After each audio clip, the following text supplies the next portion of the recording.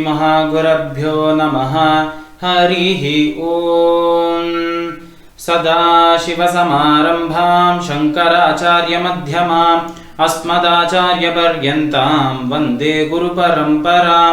श्रुतिस्मृतिपुराणानाम् आलयं करुणालयं नमामि भगवत्पादशङ्करं लोकशङ्करम्।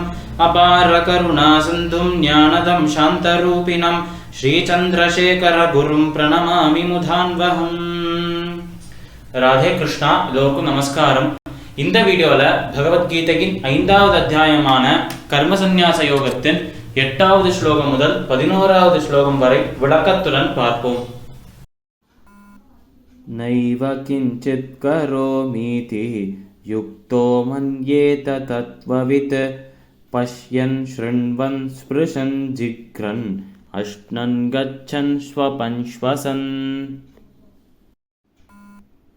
பிரலபன் விஸ்ருஜன் கிருண்ணன் உன்மிஷன் நிமிஷன்னபி இந்திரியாணீந்திரியார்த்தேஷு வர்த்தந்த இதி தாரயன்.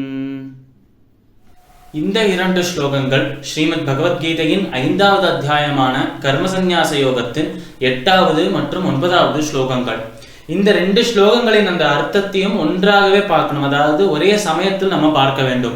ஏனென்றால் இதில் 8வது ஸ்லோகத்தின் தொடர்ச்சியாக தான் 9வது ஸ்லோகமும் இருக்கு. அதனால் தனித்தனியாக அர்த்தத்தை பார்த்தோம் என்றால் அந்த ஒரு ஃப்ளோ என்பது இல்லாமல் போய்விடும். சரி, இந்த 8வது மற்றும் 9வது ஸ்லோகங்களில் கிருஷ்ணர் என்ன சொல்ல வரார் என்பதை சுருக்கமாக பார்த்தோம் என்றால், ஒரு சாங்கிய யோகியின் லட்சணங்கள் என்னென்ன, ஒரு சாங்கிய யோகி எப்படி இருப்பார், அவரின் இலக்கணம் என்ன, அவரை நம்ம கிருஷ்ணர் எப்படி வர்ணிக்கிறார், எப்படி வர்ணனை செய்கிறார், அதை தான் இந்த 2 ஸ்லோகத்தில் நம்ம பார்க்க போறோம். அப்போ சாங்கிய யோகியை பற்றி அவர் சொல்லும் முதல் விஷயமாக என்ன இருக்கு என்றால், நைவ கிஞ்சித் கரோமீதி யுக்தோ மன்யேத தத்வவித், அதாவது தாங்கள் செய்யும் எந்த ஒரு செயல் மீதும் அவளுக்கு அதிகாரம் இல்லை என்பதை உணர்ந்த, தத்துவத்தை உணர்ந்தவர்களாக இருப்பவர்கள் சாங்கியோகிகள் என்று சொல்றார். அந்த பரம்பொருளே, அந்த பரம்பொருளின் பரமபதமே நாம் அடைய வேண்டிய ஒரே இடம், அதுதான் நமக்கு இருக்க வேண்டிய ஒரே லட்சியம். அந்த லட்சியத்தை தவிர நம்மளுக்கு இந்த உலகிய சுகங்களில் ஈடுபாடு வேண்டாம். நமக்கு விதிக்கப்பட்டிருக்க கடமையை செய்வோம், ஆனால் அதை நாம் தான் செய்கிறோம், நான் என்கிற அகங்காரம் கர்வம் இருக்கக்கூடாது என்று யார் நினைக்கிறாளோ அவ சாங்கியோகிகள் என்று அந்த முக்கியமான கருத்தை முன்வைத்து அதையே பிரதானமாக வைத்து அதையே ஃபர்ஸ்ட் பாயிண்டாக வச்சு நம்ம கிருஷ்ணர் சொல்றாங்க. அதற்கு அடுத்தது அவர் சொல்ல வரும் விஷயம் என்ன என்றால், 8வது ஸ்லோகத்தின் 2வது வரியும் 9வது ஸ்லோகத்தின் முதல் வரியும் ரெண்டுமே ஒரு ஃப்ளோவாக வரும். அப்ப அவர் சொல்ற விஷயங்கள், பஷ்யன் ஷ்ருண்வன் ஸ்பிருஷன் ஜிக்ரன் அஷ்டன் கச்சன் ஸ்வபன் ஸ்வசன் பிரலபன் விசுஜன் கிருண்ணன் உன்மிஷன் நிமிஷன் நபி. அதாவது இந்த சாங்கிய யோகிகள் பஷ்யன் ஷ்ருண்வன் ஸ்பிருஷன் ஜிக்ரன், பஷ்யன் கண்களால் பார்த்தாலும், ஷ்ருண்வன் காதுகளால் கேட்டாலும், ஸ்பிருஷன் கைகளால் தொட்டாலும், ஜிக்ரன் மூக்கால் முகர்ந்தாலும், இந்த 4 செயல்களை சொல்றார். பஷ்யன் ஷ்ருண்வன் ஸ்பிருஷன் ஜிக்ரன் அஷ்ணன் கச்சன் ஸ்வபன் ஸ்வசன்.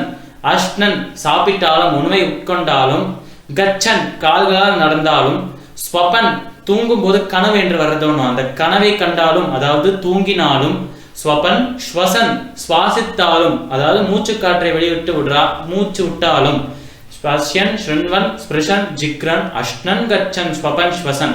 இதில் 8 செயல்களை சொல்றார் நம்ம கிருஷ்ணர். கண்களால் பார்ப்பது, காதுகளால் கேட்பது, தூங்குவது, நடப்பது, கைகளால் தொடுவது, மூக்கினால் முகர்வது என்று இந்த 8 செயல்களை சொல்றார். அடுத்த ஸ்லோகத்தின் முதல் வரியாக 9வது ஸ்லோகத்தின் முதல் வரியில சொல்றார், பிரலபன் விஸ்ருஜன் கிருண்ணன் உன்மிஷன் நிமிஷன் நபி. பிரலபன் பேசினாலும், விஸ்ருஜன் மலஜலங்களை கழித்தாலும், கிருண்ணன் கைகளால் ஒரு விஷயத்தை பற்றி கொண்டாலும், கையில ஒரு விஷயத்தை எடுத்துட்டாலும், உன்மிஷன் கண்களை திறந்தாலும், நிமிஷன் நபி கண்களை மூடினாலும் என்று இங்கு ஒரு 5 செயல்களை சொல்றார். மொத்தமாக 13 செயல்களை நம்ம சொல்றார் கிருஷ்ணர். இந்த 13 செயல்கள் என்று ஒரு பட்டியலாக சொல்றார், லிஸ்டாக சொல்றார் கிருஷ்ணர். இதை எதுக்கு அவர் சொல்றார் என்றால், இதற்கு அடுத்த ஸ்லோகத்தில் அடுத்த வரியில் அவர் சொல்றார், இந்திரியான் இந்திரியார்த்தேஷு வர்த்தந்த இதி தாரயன். இந்த செயல்களை எல்லாம் அந்த சாங்கியோகிகள் செய்தாலும், இந்த செயல்களை செய்பவர்களாக இருந்தாலும், இந்த செயல்கள் எதுவுமே நாங்கள் செய்யவில்லை என்று அந்த நான் என்கிற அகங்காரம் இல்லாமல் செய்வார்கள் அர்ஜுனா என்று சொல்றார் நம்ம கிருஷ்ணர். அதாவது 8வது ஸ்லோகத்தின் முதல் வரியில் சாங்கிய யோகிகள் எந்த செயலை செய்தாலும் அதை நாங்கள் தான் செய்கிறோம், அந்த நான் என்கிற அகங்காரம் இருக்காது என்று சொன்னார் கிருஷ்ணர். அதற்கு ஒரு உதாரணமாக இவ்வளவு பட்டியல்களை சொல்லிட்டு அப்புறம் சாங்கியோகிகள் என்ன நினைப்பா என்றால், இந்திரியான் இந்திரியார்த்தேஷு வர்த்தந்த இதிதாரயன், இந்த செயல்களை தான் நாங்கள் செய்யவில்லை என்று சொல்றா சாங்கியோகிகள். சரி, இப்ப இந்த செயல்கள் நடக்கிறது, அதை சாங்கியோகிகள் செய்யலை என்றால் அப்ப வேற யாரோ ஒருத்தர் செய்யறவனும். அந்த செய்கிற நபர் யார், அந்த கர்த்தா யார் என்றால் இந்திரியான் இந்திரியார்த்தேஷு வர்த்தந்த இதிதாரயன் என்று சொல்றார் கிருஷ்ணர். அதாவது நம்மளோட இந்திரியங்கள், நம்மளோட புலன்கள், அந்த புலன்கள் புலன் நுகர் பொருட்களை அனுபவிக்கிறதுக்காக தான் இந்த செயல்களை செய்கின்றன என்று சொல்றார் நம்ம கிருஷ்ணன். அதாவது இப்போ கண்கள் இருக்கு என்று வச்சுக்கலாம்.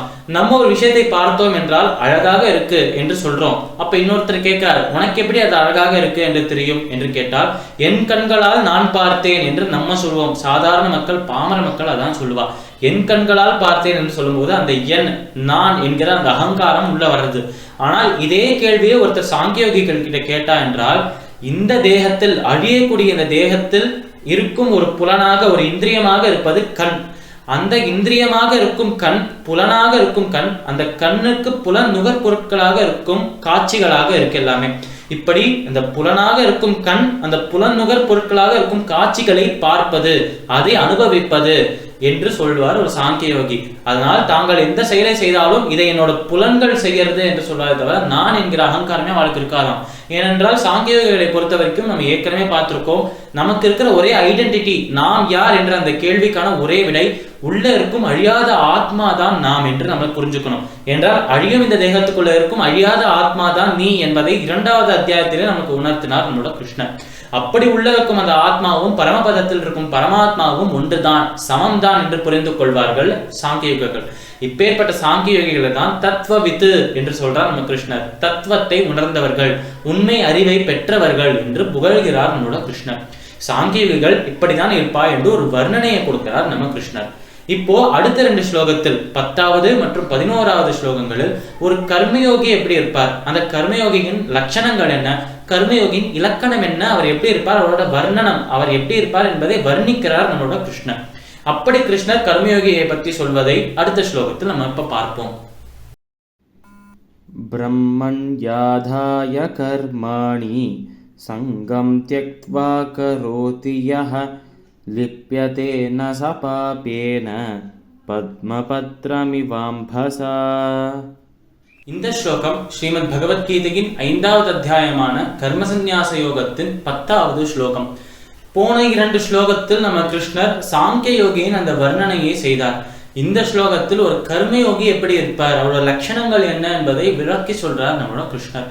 அப்போ நம்ம கிருஷ்ணர் கர்மயோகியை பத்தி சொல்ல வரும் விஷயம் என்ன என்றால், பிரம்மன் யாதாய கர்மாணி சங்கம் த்யக்த்வா கரோதி யஹ.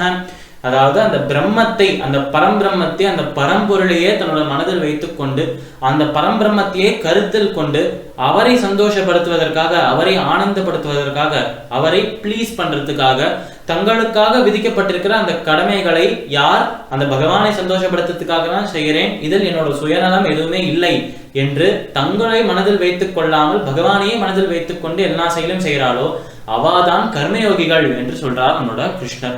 அதனால் அப்பேற்பட்ட கர்மயோகிகளின் அந்த வர்ணனையை இதுக்கப்புறம் வரும் ஸ்லோகத்தில் சொல்லிட்டே வர்றார் நம்மளோட கிருஷ்ணர். ஒரு சின்ன ஒரு பேஸாக, ஒரு இன்ட்ரோடக்ஷனாக இந்த விஷயத்தை சொல்லிட்டு இதுக்கப்புறம் வரப்போற கர்மயோகியின் லட்சணங்களுக்கு இது ஒரு இன்ட்ரோவாக இருக்கட்டும் அர்ஜுனா என்று சொல்றார் நம்மளோட கிருஷ்ணர். அப்ப அவர் சொல்ற ஒரு விஷயம், பிரம்மண்யாதாய கர்மாணி சங்கம் த்யக்த்வா கரோதியா. அந்த ஒரு செயல் மீது, அந்த செயல்லேருந்து ஒரு பலன் மீது, 2த்தின் மீதும் இருக்கும் அந்த பற்றை துறந்து, 2த்தின் மீதும் அவளுக்கு ஆசை இல்லை, இந்த செயலை நான் செய்கிறேன் என்கிற அந்த பாவமும் இல்லை. செயலேருந்து நல்ல பலன் வந்தாலும் பரவாயில்ல, கெட்ட பலன் வந்தாலும் பரவாயில்ல, 2த்தையுமே சமமாக எடுத்துக்கிற சமபாவனையும் அவகிட்ட இருக்கு. செயல்லேருந்து இந்த பலன் எனக்கு வந்தே ஆகணும், நான் இதில் போட்டி போடுகிறேன்னா இதில் நான் தான் ஜெயிக்கணும் என்கிற அந்த பாவனையும் இருக்காது அவளுக்கு. அதனால் செயல் மீதும் செயலேந்து வரும் பலன் மீதும் அவளுக்கு ஆசை இல்லை. அகங்காரம், மமகாரம், பற்று, ஆசைகள் எதுவுமே இல்லை. சமபாவனையோடும் இருக்கா. இப்பேற்பட்டு இருக்கும் நபர்களை தான் நமக்கு கர்மயோகிகள் என்று சொல்றோம் என்று கிருஷ்ணர் அர்ஜுனனை பார்த்து சொல்றார். பிரம்மண்யாதாய கர்மாணி சங்கம் த்யக்த்வா கரோத்யஹ லிப்யதே நசபாபேன பத்மபத்ரமிவாம்பஸாஹ. அதாவது கிருஷ்ணர் இப்பேற்பட்ட நபர்களை எப்பொழுதும் பாவம் தீண்டாது என்று சொல்வதற்காக ஒரு அழகிய உதாரணத்தை சொல்றார். இப்போ நம்ம எல்லாருமே லோட்டஸை பார்த்திருப்போம், எல்லாருமே அந்த தாமரையை பார்த்திருப்போம்.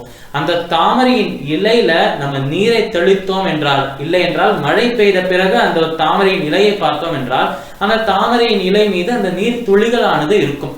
இந்த தாமரை மீது நீர் துளிகள் இருந்தாலும் இப்போ வேற ஏதோ ஒரு இலை எடுத்துக்கலாம், ஒரு மாமரத்தின் இலை எடுத்துக்கொண்டோம் என்றால் அந்த நீர் துளி கொஞ்சம் கொஞ்சமாக பரவி போகும், அப்புறம் கீழே விழுந்துடும். ஆனால் ஒரு தாமரை இலை மீது இருக்கும் நீர்த்துளியானது அதே சர்க்குலர் ஷேப்ல, அதே ஸ்பெரிக்கல் ஷேப்ல அப்படியே இருக்கும் என்று சொல்றான். அது அந்த அந்த ஒரு இலையில ஊடுருவி உள்ளேயும் போகாது, அதே சமயத்தில் பரவவும் செய்யாதாம். அது அந்த இலையை கொஞ்சம் ஆட்டி விட்டாலே அந்த நீர்த்துளியானது கீழே அப்படியே வழுக்கி கொண்டு போகும் என்று சொல்றார். எப்படி ஒரு கோலி குண்டை நம்ம ஒரு இடத்துல இருந்து கீழே வச்சு தள்ளி விட்டோம் என்றால் அது எப்படி உருண்டுண்டே வருமோ அது போலவே அந்த நீர்த்துளியும் வரும். அதனால இந்த இலை மீது அந்த நீர்த்துளி இருக்கிற மாதிரி இருக்குமா, அந்த ஒரு நோக்கத்தை நம்ம மனதுக்குள்ள வைக்குமா. ஆனால் உண்மையிலேயே அந்த நீர்த்துளிக்கும் அந்த இலைக்கும் சம்பந்தமே இல்லாத போலதான் அதுவும் இருக்குமா. அது போலவேதான் இந்த கர்மயோகிகளும் செயலை செய்யும் போது கர்மயோகிகள் இலையாகவும் செயல்கள் நீர்த்துளியாகவும் இருக்கின்றன. ரெண்டு பேருமே ஒண்ணுத்துக்கு ஒண்ணு சம்பந்தப்பட்ட மாதிரி தான் இருப்பா. ஆனா உண்மையிலேயே ரெண்டு பேருக்குமே எந்த ஒரு கனெக்ஷன், எந்த ஒரு தொடர்பும் இல்லை. அந்த கர்மயோகியும் அந்த கர்மயோகி செய்யும் செயலும் ரெண்டுத்துக்குமே எந்த தொடர்பும் இல்லை என்று சொல்றார் கிருஷ்ணர். இப்படி ஒரு அழகிய உதாரணத்தை சொல்லிட்டு இப்பேற்பட்ட நபர்களுக்கு அந்த பாவமும் அவர்களே ஒரு நீர்த்துளியை போலதான் இருக்கு என்று இன்னொரு விதமாகவும் சொல்றார். அதாவது அவர்கள் செய்யும் அந்த செயல்கள், அவ செய்யற செயல் பகவானுக்காகவே செய்கிறார். அதனால அந்த பாவமானது அவளை தீண்டவே தீண்டாது. அந்த பாவத்தை ஒரு நீர்த்துளியோட கம்பேர் பண்ணோம் என்றால், இந்த ஒரு கர்மயோகிகளை அந்த இலையாக கம்பேர் பண்ணோம் என்றால் அந்த பாவம் இவர்களை சேர்ற மாதிரி இருக்குமா. ஆனால் உண்மையாகவே இவர்களுக்கும் அந்த பாவத்துக்கும் தொடர்பே இருக்காது. சொல்ல போனா பாவம் இவர்களை தீண்டாது என்பதுதான் அவர் சொல்ல வரும் கருத்தாக இருக்கு.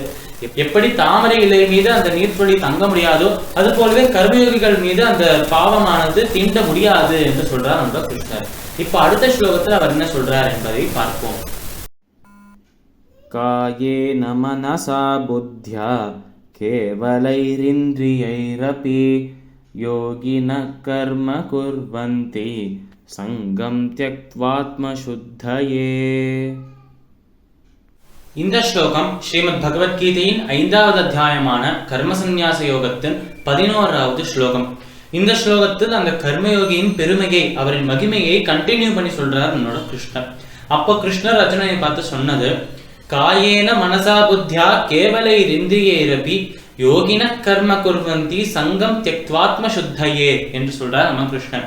அதாவது ஒரு கர்மயோகி பிரம்மத்தை சந்தோஷப்படுத்துவதற்காக, அதாவது பரம்பொருளாக இருக்கும் பரமாத்மாவாக இருக்கும் அந்த இறைவனை, அந்த கடவுளை சந்தோஷப்படுத்துவதற்காக, அவரை ஆனந்தப்படுத்துவதற்காக, அவரை ப்ளீஸ் பண்றதுக்காக, எப்படி வேணாலும் வச்சுக்கலாம், அவரை சந்தோஷப்படுத்துவதற்காக, அவர் மனதை குளிரச் செய்வதற்காக தங்களோட அனைத்து கர்மாக்களையும் செய்து, தங்களோட அனைத்து கடமைகளையும் செய்து, அதை எல்லாத்தையும் அவரிடமே சமர்ப்பணம் செய்து, அவரையே மனதில் வைத்து அவரை சந்தோஷப்படுத்துவதற்காகவே செஞ்சு இறுதியில் அவரிடமே அதை சமர்ப்பணம் செய்து அதிலிருந்து வரும் பலனையும் அவரிடமே அளிப்பதுதான் கர்மயோகம்.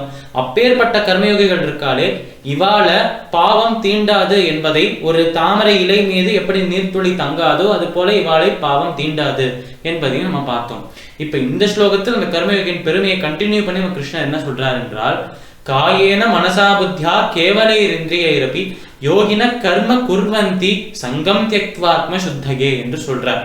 அதாவது இப்பேற்பட்ட கர்மயோகிகள் தங்களோட உடலாலும் மனதாலும் புத்தியாலும் இந்த மூன்றத்தை கொண்டும் எந்த ஒரு கர்மாவை செய்தாலும், எந்த ஒரு செயலையும் செய்தாலும் அந்த செயல்லேருந்து ஒரு பலன் இவாளை பந்தப்படுத்தாது. இப்படி இவா இந்த மூன்றுத்தையுமே கர்மயோகத்தை பின்பற்றி இந்த செயல்களை செய்தா என்றால், உடலாலும் மனதாலும் புத்தியாலும் இவா இந்த கர்மயோகத்தை பின்பற்றி மனதில் பகவானை வைத்துக் கொண்டு இந்த செயல்கள் எல்லாம் செய்தா என்றால், இவாள அந்த கர்மாலிருந்து வரும் பலன் இவாள பந்தப்படுத்தாது. கர்ம பந்தம் இல்லை என்றால் நமக்கு மோட்சம் நிச்சயமாக கிடைக்கும் என்பதை பார்த்தோம். அதனால் அந்த கர்ம பலனை துறக்கிறா. கர்ம பலனை துறந்தா கர்ம பந்தம் ஏற்படுவதில்லை. கர்ம பந்தம் ஏற்படுவதில்லை என்றால் இந்த ஆத்மா பரமாத்மாவை சென்று அடைவதற்கு ஃப்ரீயாக இருக்கு, அந்த பகவானை சென்று அடைவது சுலபமான விஷயம் ஆயிடும் என்று சொல்றார் நம்மளோட கிருஷ்ணன். இப்படி கர்மயோகிகள் கர்மயோகத்தை பின்பற்றி தங்களோட ஆத்மாவை சுத்தம் செய்து அந்த கர்மபந்தம் என்கிற அந்த மலத்தை, அந்த அழுக்கை அழுத்து அதை துடைத்து சுத்தம் செய்து அந்த சுத்தமாக இருக்கும் அந்த ஆத்மாவை சச்சித் ஆனந்தமய ஸ்வரூபமாக இருக்கும் பரமாத்மாவை மனதில் வைத்துக் கொண்டு இறுதியில் அந்த பகவானையே சென்று அடைகிறார் என்று சொல்றார் நம்மளோட கிருஷ்ணர். பகவத்கீதையின் 5வது அத்தியாயமான கர்மசந்நியாச யோகத்தின் 8வது ஸ்லோகம் முதல் 11வது ஸ்லோகங்களின் விளக்கம் இதுவே. समस्तलोकाः सुखिनो भवन्तु। सर्वं श्रीकृष्णार्पणमस्तु।